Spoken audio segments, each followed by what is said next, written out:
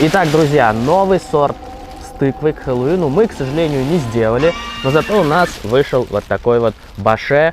Ищите в вашем любимом баре. Если что, он в такой бутылочке в этот раз вышел, поэтому не удивляйтесь.